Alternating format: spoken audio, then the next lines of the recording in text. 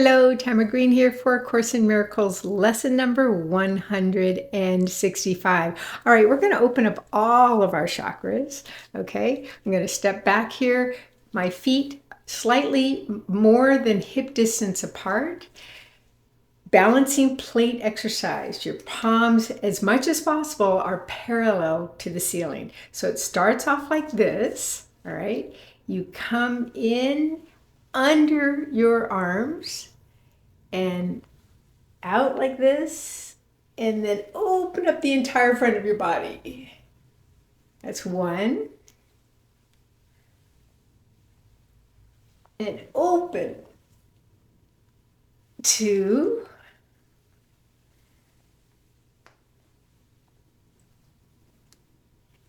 Three.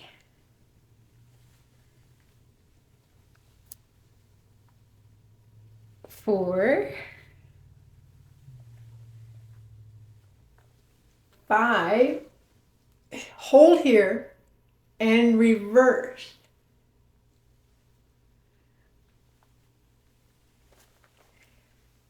One.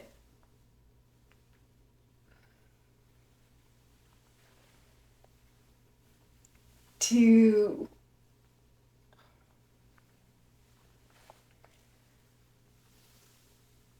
Three.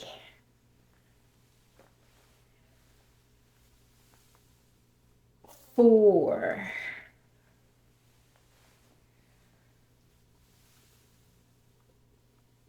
And that was five. Very good. It's a good overall opening of your body. It's great. Lesson number 165. Let not my mind deny the thought of God. What makes this world seem real except your own denial of the truth that lies beyond?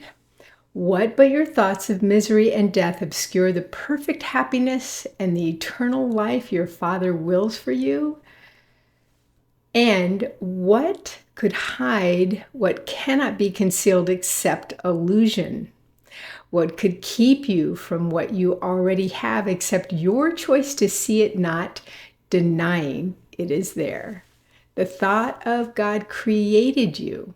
It left you not, nor have you ever been apart from it an instant. It belongs to you.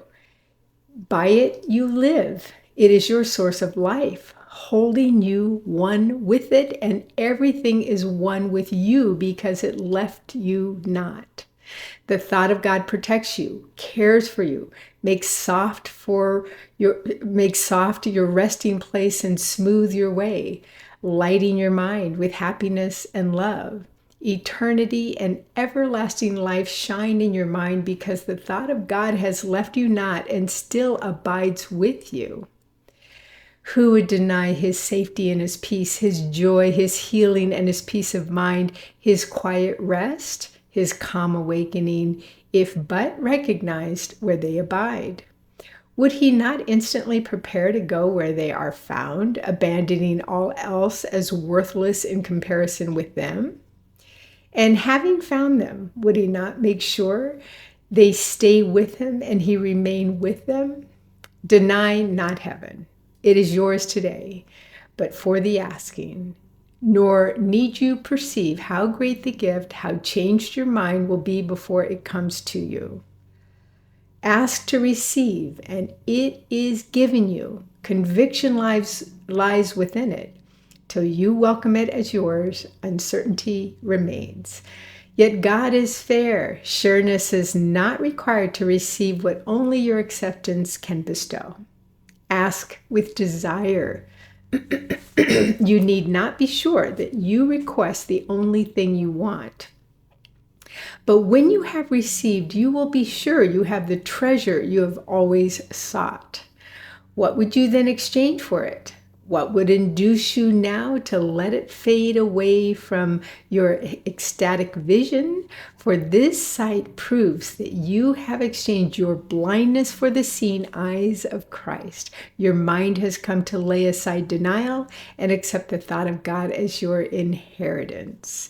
Now is all doubting past, the journey's end made certain, and salvation given you. Now is Christ's power in your mind to heal as you were healed. For now you are among the saviors of the world. Your destiny lies there and nowhere else. Would God consent to let his son remain forever starved by his denial of nourishment he needs to live? Abundance dwells in him, and deprivation cannot cut him off from God's sustaining love and from his home. Practice today in hope, for hope indeed is justified. Your doubts are meaningless, for God is certain, and the thought of him is never absent. Sureness must abide within you who are host to him. This course removes all doubts which you have interposed between him and your certainty of him. We count on God and not upon ourselves to give us certainty. And in his name we practice as his word directs we do. His sureness lies beyond our every doubt. His love remains beyond our every fear. The thought of him is still beyond all dreams and in our minds according to his will. So 165 is, let not my mind deny the thought of God. Okay, where did denial start from anyway?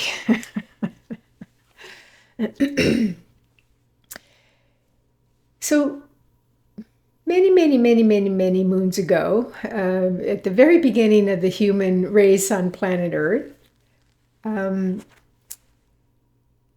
we knew who we were. The spirit of each one of us knew we were the likeness of God, pure light, love, and innocence. And we asked for an experiment. We asked to kind of forget who we were. Forget who we are and find our way to God in a human experience. And God said, okay, right? So he also created challenges and tests of our faith, or being able to be certain of the love and light of God that is always there and never leaves us. And some call him Satan, and some call it evil, and some call it ego, and some call it fear. And there's other names, of course, but they're basically all the same thing. So that evil voice, fear-based voice is always the loudest, the one that is in our face, going, go ahead, it's fine. It's, I know you're married, but go ahead and have that affair. That man or woman is so attractive. It's not going to hurt anything. If nobody knows, it's fine. Or go ahead, have another drink. It's fine.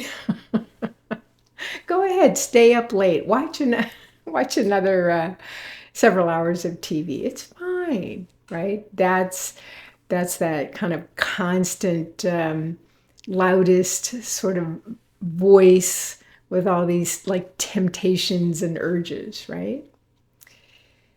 And in those moments where we go for it, it just feels so good. Oh boy, you're sort of enjoying elation in those moments when you just kind of go for it, right? That extra drink or that affair or whatever it happens to be.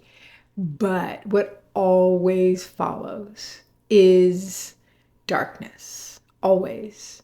Guilt, doubt, or maybe even denial that was not in your best or highest good.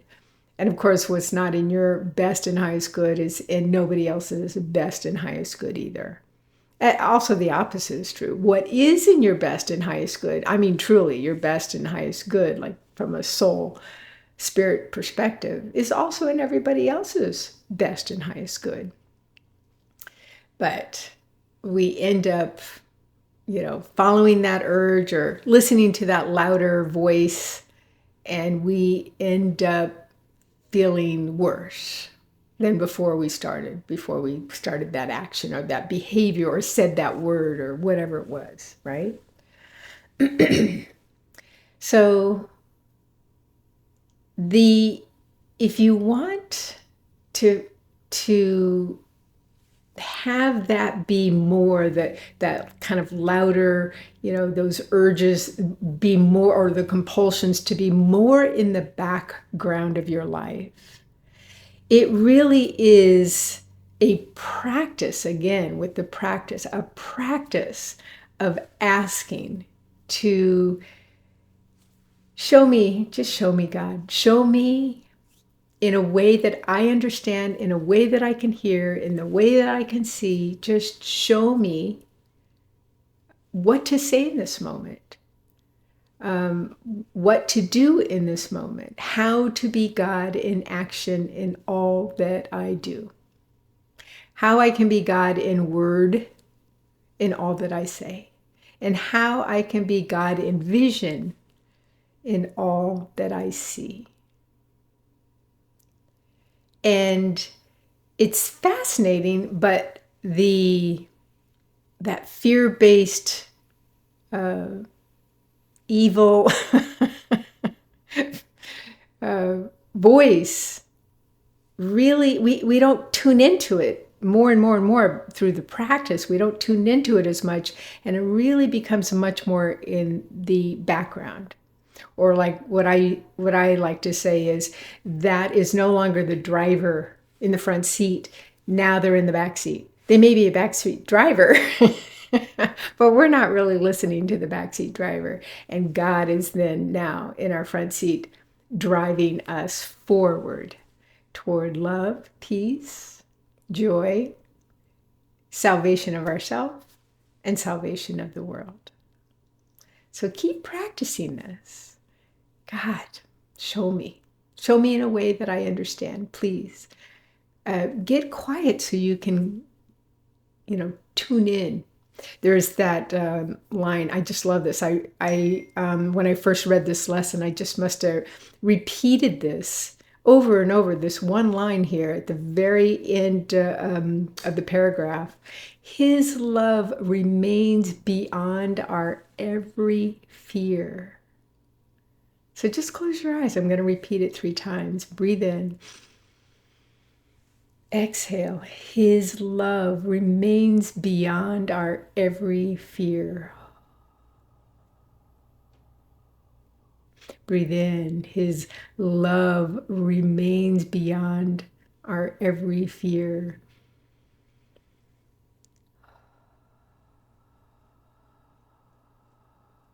And last deep breath in as you take in this truth. His love remains beyond our every fear.